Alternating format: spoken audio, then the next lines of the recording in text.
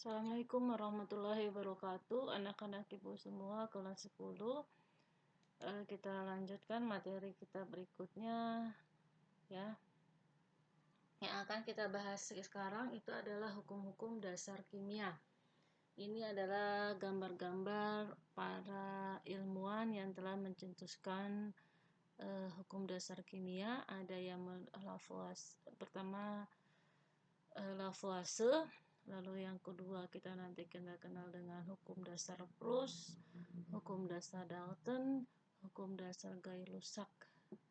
Ya, kita lanjut saja materi berikutnya. Ini perhatikan gambar berikut ini. Tahukah Anda satuan dari gambar-gambar tersebut? Ini bukan masih ingat ya. Pelajaran fisika itu ada satuan dasar, besaran pokok. Ya, ada besaran pokok di kelas SMP, di mana salah satunya itu adalah jumlah mol, itu sama dengan jumlah zat itu sama dengan mol. Nah, ini hukum dasar ini merupakan awal pembukaan bagaimana kita menemukan jumlah zat dengan satuannya itu adalah mol. Yang pertama yang akan kita bicarakan itu adalah hukum kekekalan massa, di mana di sini yang menemukan fakta tersebut adalah seorang ilmuwan yang bernama Antoinette Laurent Lavoisier. Beliau menemukan ternyata dalam reaksi kimia itu tidak ada perubahan massa. Sehingga bisa dikatakan massa zat sebelum dan sesudah reaksi itu adalah sama. Kalau keadaan zatnya itu dalam bentuk gas, maka ada syarat yang utama yaitu keadaan reaksi harus dalam keadaan tertutup. Ya, karena kalau hasil reaksinya atau reaktannya itu dia dalam bentuk terbuka, maka dikhawatirkan gas itu akan menguap sehingga nanti jika kita hitung massa sebelum dan sesudah reaksi itu pasti tidak sama. Ini perhatikan, ini berat atau massa dari suatu zat sebelum dia direaksikan itu 104,50 gram. Ketika sudah terjadi reaksi, dihasilkan suatu zat yang ternyata beratnya itu sama, yaitu 104,50 gram.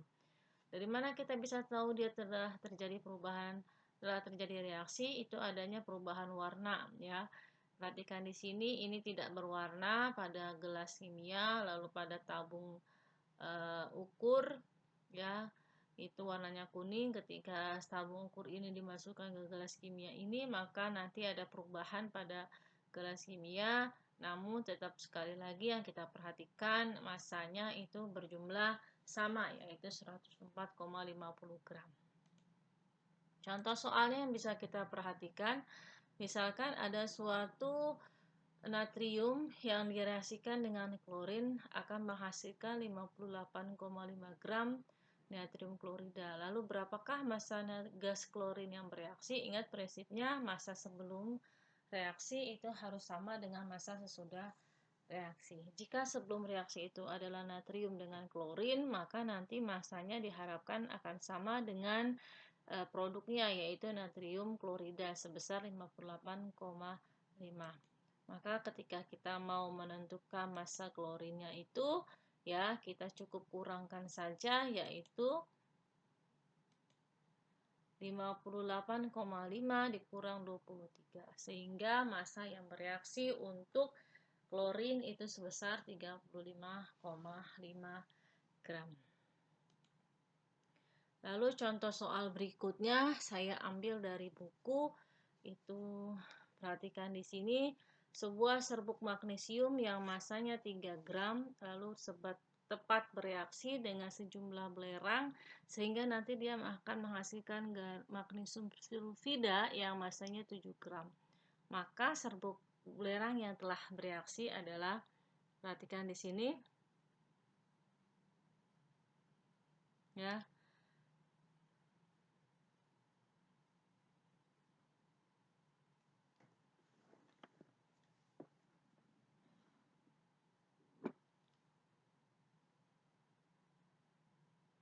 Oke, di sini nomor 1 magnesium serbuk, berarti dia dalam bentuk solid, bereaksi dengan belerang dalam bentuk serbuk juga, berarti dia solid, sehingga nanti dia akan menghasilkan senyawa magnesium sulfida. Magnesium itu Mg,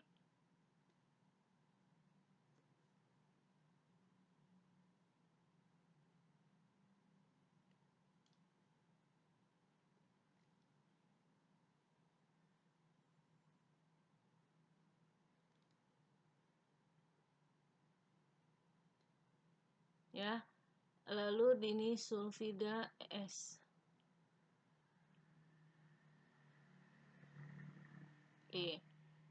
Di sini dikatakan, ingat prinsip Lavoisier, massa sebelum itu harus sama dengan massa sesudah.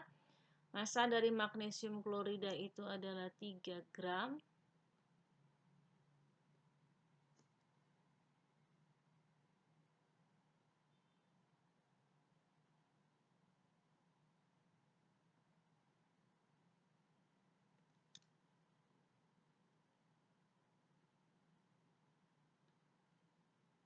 Lalu massa sulfidanya itu tidak kita ketahui. Ketika dia sudah mengalami reaksi, massa magnesium sulfidanya adalah 7. Lalu tadi adalah dikatakan Lavoisier massa sebelum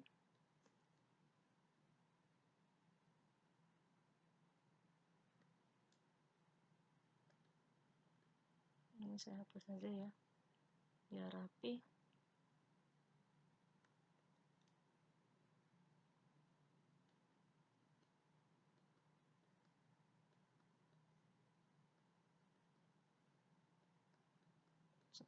Dengan massa sesudah.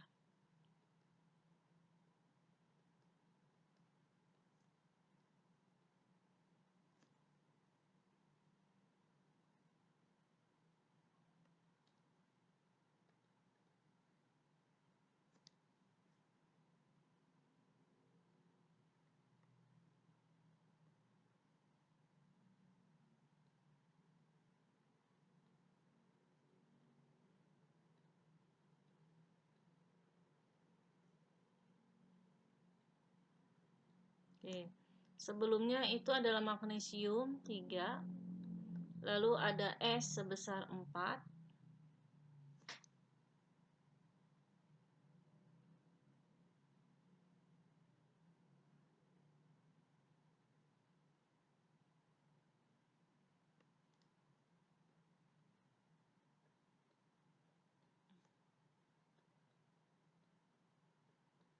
di sini sama dengan 7, ya, maka X-nya itu adalah 7 dikurang 3.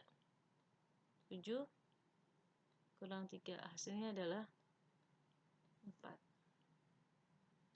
Oke. Ya, itu adalah penerapan dari hukum Lavoisier. Lalu bagaimana dengan soal yang nomor 2? Soal nomor 2 diperhatikan, kristal iodin masanya 10 gram direaksikan dengan hidrogen. Setelah bereaksi ternyata didapatkan 2,5 gram gas hidrogen iodida. Massa zat yang tidak bereaksi itu adalah, berarti kita tulis di sini iodin itu golongan 7, maka dia ada diatomik ya, maka I2 direaksikan dengan gas hidrogen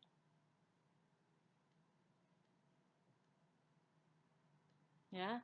Ya juga dalam bentuk diatomik. Ketika dia direaksikan akan menghasilkan hidrogen iodida. Ini hidrogen.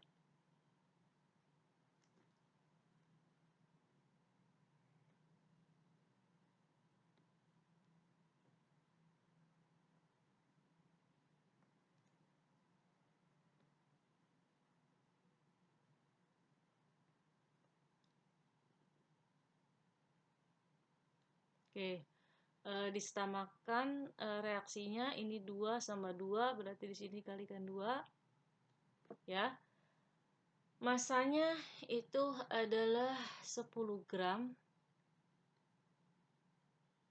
Lalu massa hidrogen itu juga dia 10 gram.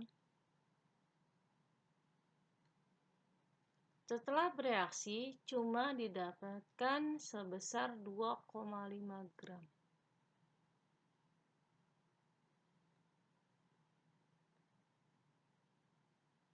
Nah, ini kan tidak sesuai dengan yang di sini kan?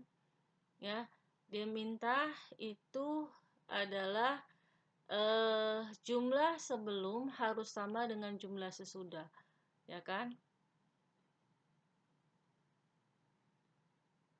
Massa sebelum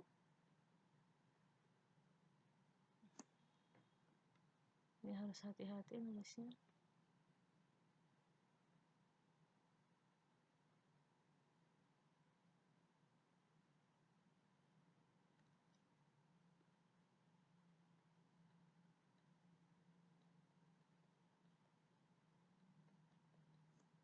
Sama dengan massa sesudah.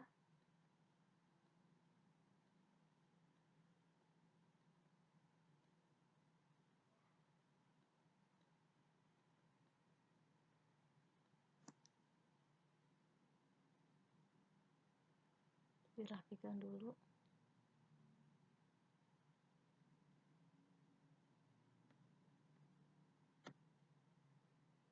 Jadi ini ya S-nya ya, tidak ada.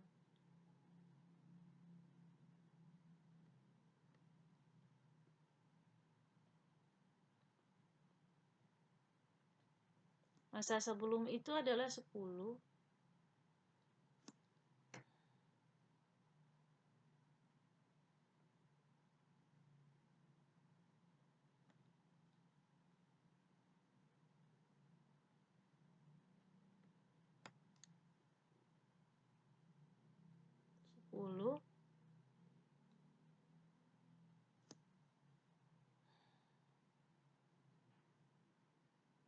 Ini juga di erase ya.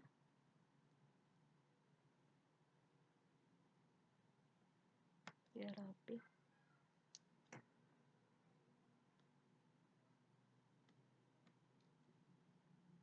Ini tadi plus. Ini juga plus. Sebelum 2,5. Gitu kan ya. Massa sebelum itu segini. Nah, hukum Lavoisier. Hukum Lavoisier itu menyatakan massa sebelum itu harus sama dengan massa sesudah.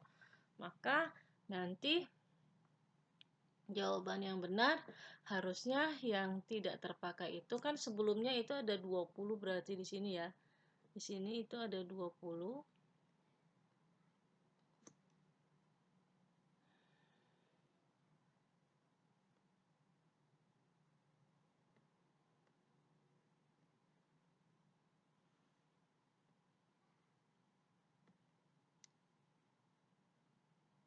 Sini ada 20. Ini ada 2,5. Lalu pertanyaan yang tidak reaksi. Berarti itu dikurang aja. Ya, 20 dikurang 2,5 atau 10 tambah 10 dikurang 2,5. Maka yang tidak bereaksi adalah yang C. Itu adalah hukum dari Lavoisier. Ingat, massa sebelum itu harus sama dengan massa sesudah. Kita lanjutkan lagi di slide berikutnya. Berikutnya itu adalah hukum perbandingan tetap atau hukum Proust, di mana seorang ahli yang bernama Proust ini menyatakan perbandingan massa unsur-unsur dalam setiap senyawa itu selalu tetap.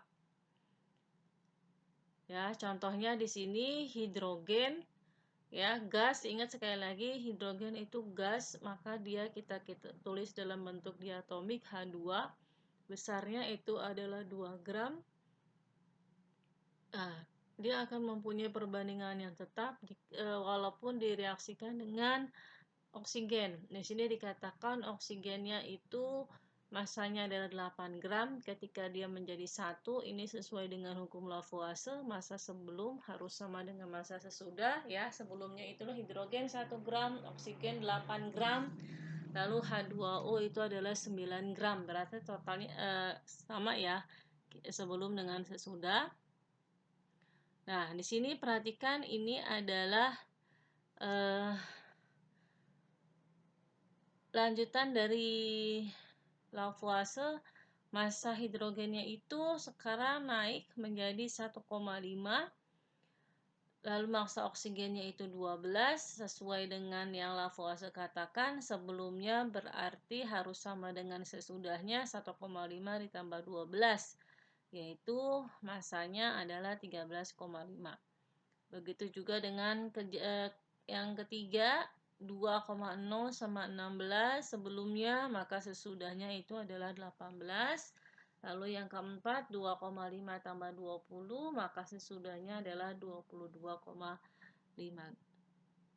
Nah, ini sesuai dengan hukum Lavoisier. Lalu contoh soalnya bagaimana? Perhatikan di sini. Perbandingan massa karbon dan massa oksigen dalam senyawa karbon dioksida itu adalah 3:8. Berapakah massa karbon yang dapat bereaksi dengan 24 gram oksigen? Berarti kita bikin perbandingan aja, massa C dibanding dengan massa O, di mana perbandingannya adalah 3,8. Bisa juga ditulis seperti ini dalam bentuk pecahan. Nah, lalu ditanyakan berapakah jumlah karbon kalau yang bereaksi itu adalah 24 gram. Bisa kali silang ya, maka massa C itu adalah 9 gram. Lalu berapa persen massa karbon dan oksigen dalam senyawa tersebut? Kita pakai seperti ini, ditambahkan perbandingannya. Nah, kita bisa cari persen massanya itu adalah 3/11 dikali 100%. Jadi hukum Proust itu kita juga bisa menentukan massa dari zat, massa atau kadar dari suatu zat. Ya. Oke.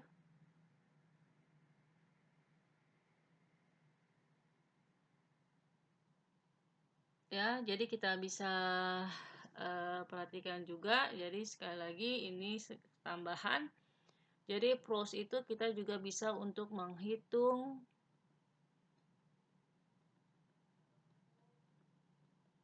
kadar zat, kadar unsur dalam persen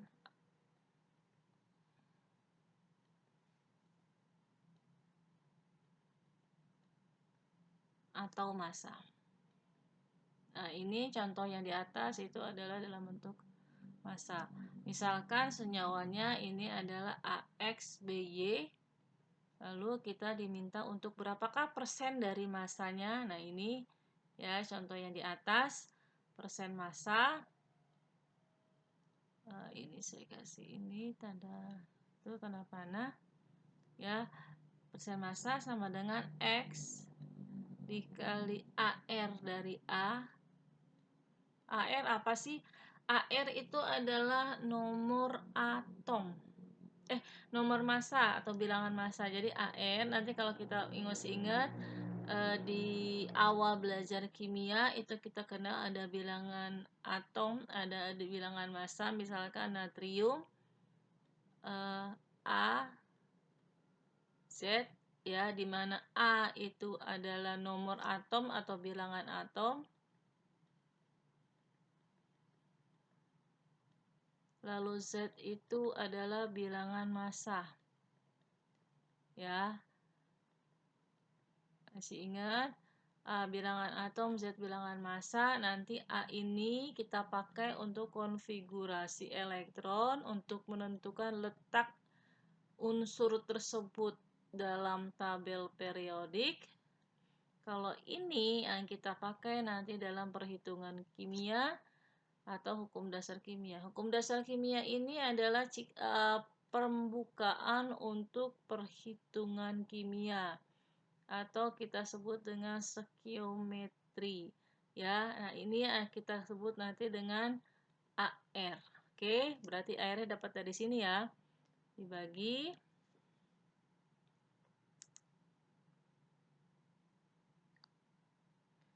MR. Apa itu MR? MR adalah gabungan dari AR. Gabungan dari AR. Jadi kalau kita sebut AR untuk A, AR untuk B. Tapi kalau ditanya MR berarti A ditambah B. Gitu ya. Atau bisa saya tulis MR AX BY. Ini kan A aja. X itu adalah jumlah sini ya. Ini nih X. Saya kasih warna beda biar kamu nggak bingung. Saya kasih warna hitam di sini. Ya, jadi kamu tahu X itu dari mana, X itu dari sini. Gitu. Bukan dikali ya, itu adalah X. Itu indeks. Indeks untuk menunjukkan jumlah dari setiap unsur. Nah, kalau di sini persen, maka nanti kita kalikan 100%.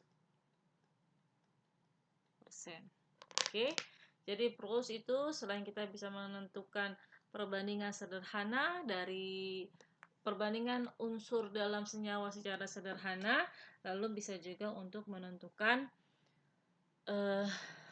kadar dari suatu unsur dalam bentuk persen atau dalam bentuk massa. Ini kan dalam bentuk persen, maka kalau dalam bentuk massa A tinggal diganti aja persennya dengan massa ya. Lalu X kembali sama banyaknya indeks dari A dibagi MR berarti keseluruhannya.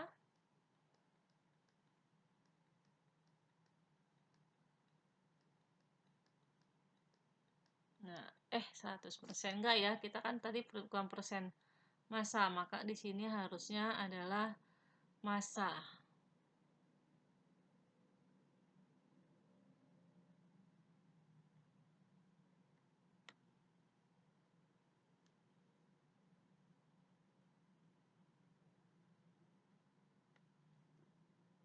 Massa dari massa total ya. Massa dari AX BY. Oke. Nah, ini hukum PRUS contoh soalnya, coba kita lihat lagi. Kita lihat di slide berikutnya. Oh, ini persen massa. Tadi kan dia mintanya persen massa O sama persen massa C ya. Ini dilanjutkan di bawahnya. Oke, sekarang kita perhatikan contoh soal yang ada di buku. Ini saya lihat halaman berapa saya lupa. Logam magnesium dibakar dengan oksigen akan menghasilkan senyawa magnesium oksida. Percobaannya seperti berikut ini. Ya, di mana magnesium itu 45 gram, oksigennya 8 gram, tapi ketika dia bereaksi itu adalah 20. Sama seperti yang tadi di soal nomor 2 pada Lavoisier, ternyata ada perbedaan jumlah antara sebelum dengan sesudah, sehingga nanti ada sisa unsur yang tidak ikut bereaksi, di mana di sini sisa unsur yang tidak bereaksi itu adalah di Mg. Ya, itu sebesar 33. Oke. Lalu kalau Lavoisier itu cuma ditanya yang berapakah sisa unsurnya, sisa massa yang unsur yang tidak bereaksi. Kalau di sini pada PRUS mintanya perbandingannya. Jadi ada kelanjutan dari Lavoisier. Oke, kita perhatikan di sini. Kita bahas nomor 1A. Itu berarti massa bukan satu aja ya. Magnesium, lalu di sini ada oksigen. Ketika dia menjadi 1, magnesium oksida. Ini kurang rapi, hapus dulu biar rapi.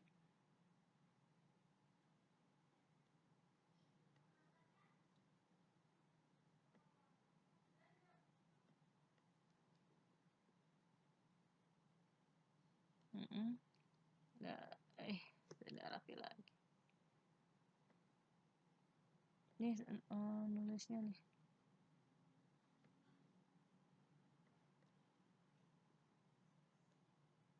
Oke, ya, ini 45,8. 45,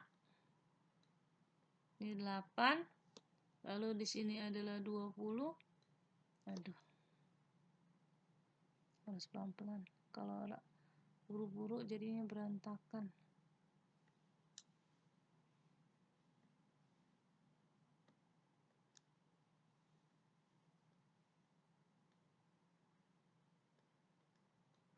Gitu kan?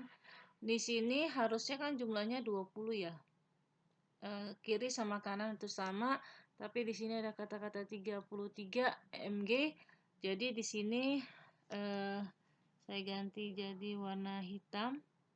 Warnanya untuk membedakan, berarti mg yang bereaksi itu sebenarnya adalah 12 ya. Di sininya 12, di sininya 8, baru dia cocok 20. Oke, gitu kan ya. Lanjut lagi di yang kedua.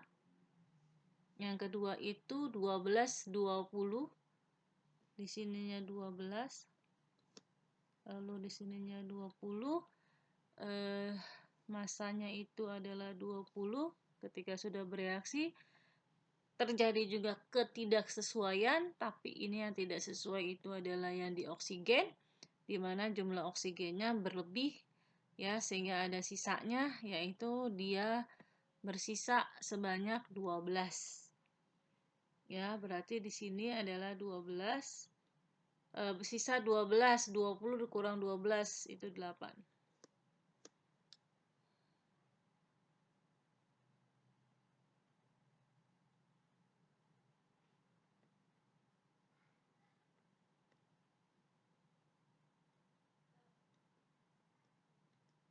Oke. Ya. Terus ada lagi di sini 6 sama 40.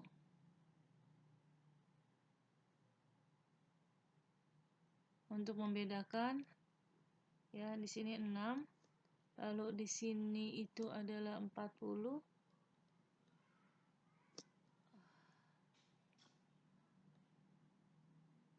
Nggak rapi.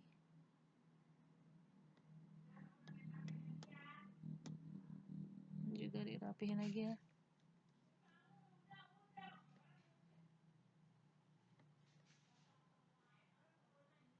Ini 8, ini 40, di sininya 10, kelebihan 36 di oksigen. Oke, ini saya bikin warna beda jadi kamu tahu. Di sini 6, kelebihan 36 berarti 44 ya. Ya, ini adalah 10.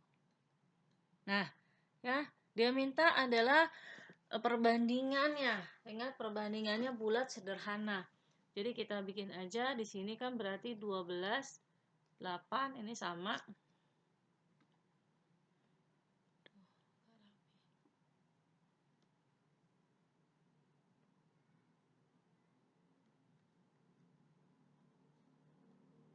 Nah, ini 6, 4. Kita ambil yang paling sederhana. Berarti kan dibagi berapa nih? Dibagi 3 ya? Dibagi 2, 6 bagi 2, 3, 4 bagi 2, 2. Nah, ini adalah perbandingan dari hukum Proust. Magnesium 3 banding 2. Gitu. Ya, jadi kalau soal seperti ini, cari dulu nih yang benarnya berapa. Ingat, vacuum Lavoisier kiri sama kanan itu sama. Lalu kita sudah tentukan, oh dapat sebenarnya perbandingan massa yang dipakai segini. Lalu diambil sampai dia dalam bentuk sederhana. Oke. Lalu soal nomor 2, mudah-mudahan cukup di sini. Ya. Soal nomor 2. Nggak rapi terus.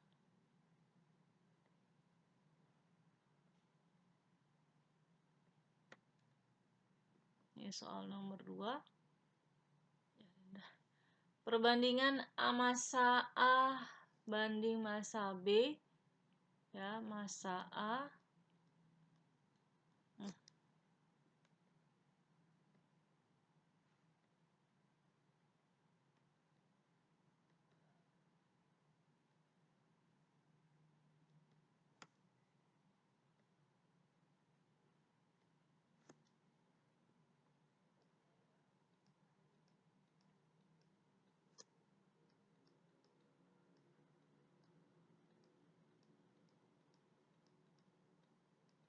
Itu adalah 2:1. Lalu kita sekali silang. Kali silang itu ditanya jika terdapat masing-masing senyawa AB-nya itu adalah 120. Kita bukan ini, berarti kita bandingin aja ya. Bandingin aja berarti massa sama massa AB. Massa A nggak rapi.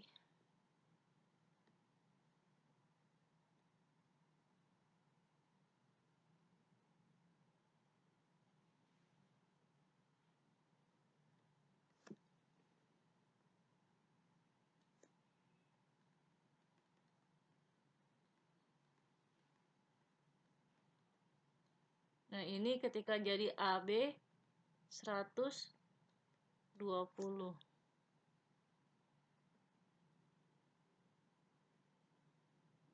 Ini nggak rapi terus buatnya, nanti kamu bingung sendiri karena tidak rapi.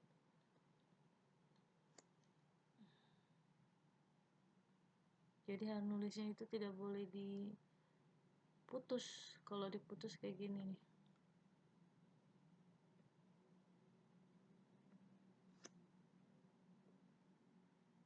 Nah, 2:1. Berarti kamu 2:1 dikali berapa nih? Dikali kali 10, 20, dikali 25, 50, dikali 2:1, berarti coba dikali 5, dikali 50 ya, masing-masing dikali 50, berarti ini 2 dikali 50 itu 100, 1 dikali 50, 50. Kelewatan ya, berarti ini kita cari lagi, misalkan itu adalah 60 ya. Kok kebesaran. 40. Misalnya 2 kali 40 80. Terus di sini 1 kali 40 hasilnya 100. Jadi 40 ya. Oke, tunggu saya rubah, saya rapikan. Nah, ini aja langsung kita ubah juga ini.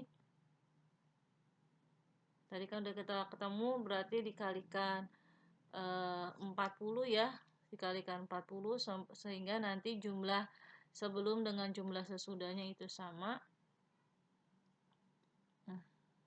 Astagfirullah.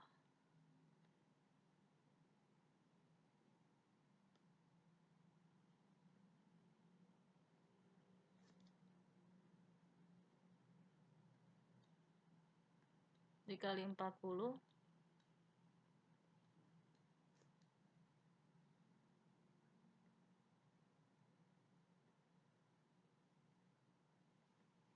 Nggak rapi.